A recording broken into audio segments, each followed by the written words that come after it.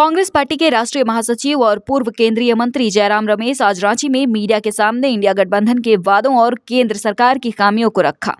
जयराम रमेश का कहना है कि पहले 2 चरण के मतदान से ही स्पष्ट हो गया है कि 2024 लोकसभा चुनाव के बाद पीएम नरेंद्र मोदी अब निवर्तमान प्रधानमंत्री होने जा रहे हैं। जयराम रमेश ने कहा कि यह चुनाव ऐतिहासिक होगा और सत्ता में गठबंधन की सरकार आने जा रही है। बचे 3 चरणों के चुनाव में गठबंधन बहुमत में पहुंच जाएगी।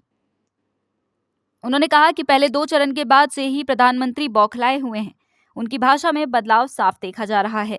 अब वो मुद्दों की बात नहीं कर रहे हैं, पूरी तरह से हताश हैं। जयराम रमेश ने प्रधानमंत्री पर कटाक्ष करते हुए कहा कि पीएम मोदी ने जिस तरह कांग्रेस के घोषणा पत्र का प्रचार कर उसे घर घर पहुंचाया है, उसके लिए दिल से उनका धन्यवाद देते हैं। उन्होंने कांग्रेस के 5 न्याय 25 गारंटी को बताते हुए कहा कि सत्ता में आने के बाद लागू करेंगे। उन्होंने केंद्रीय एजेंसियों के दुरुपयोग पर भी कटाक्ष किया है। कहा इनके अधिकारी को पावर दिया जाता है, जहां सबूत है वहां पर आप कार्रवाई कीजिए, लेकिन बदले की भावना से इस प्रकार कार्रवाई नहीं करनी चाहिए। यानी कि कांग्रेस पार्टी को और इंडिया गठबंधन के पार्टियों को, जिसमें जेएमएम भी शामिल है, आरजेडी भी शामिल है, इंडिया गठबंधन के पार्टियों को स्पष्ट और निर्णायक जनादेश अभी मिलना तय हो। अभी 3 चरण और बाकी हैं। इससे अंतिम नतीजे पर कोई असर पड़ने वाला नहीं है, क्योंकि 2 चरण के बाद ही ये बिल्कुल स्पष्ट हो गया था कि आज के प्रधानमंत्री निवर्तमान प्रधानमंत्री, आउटगोइंग प्रधानमंत्री। 19 तारीख के बाद उनकी भाषा में बदलाव आया।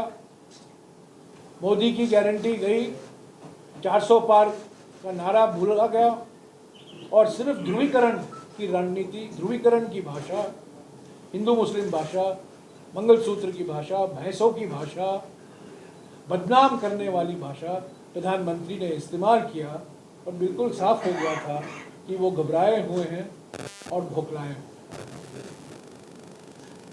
हमारा विश्वास कहाँ से आता है? हमारा विश्वास हमारे 5 न्याय और 25 गारंटी के कार्यक्रम से आता है।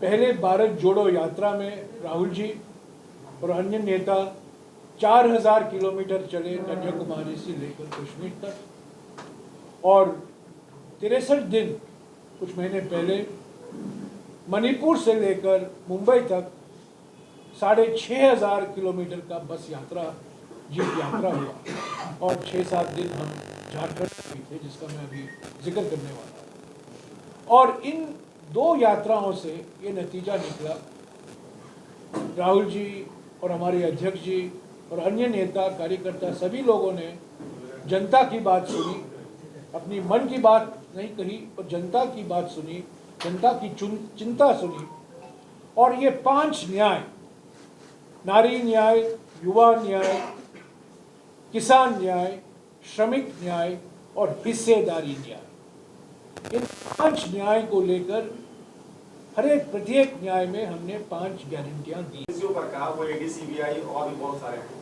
भयंकर दुरुपयोग हुआ है पिछले कुछ 5-6 सालों में, और दुरुपयोग हुआ है क्योंकि कानून में संशोधन लाए गए थे मोदी सरकार के समय, जो अधिकारियों को ऐसे अधिकार दिए गए थे, कानूनी अधिकार दिए गए थे, तो कुछ भी कार्रवाई हो सकती है।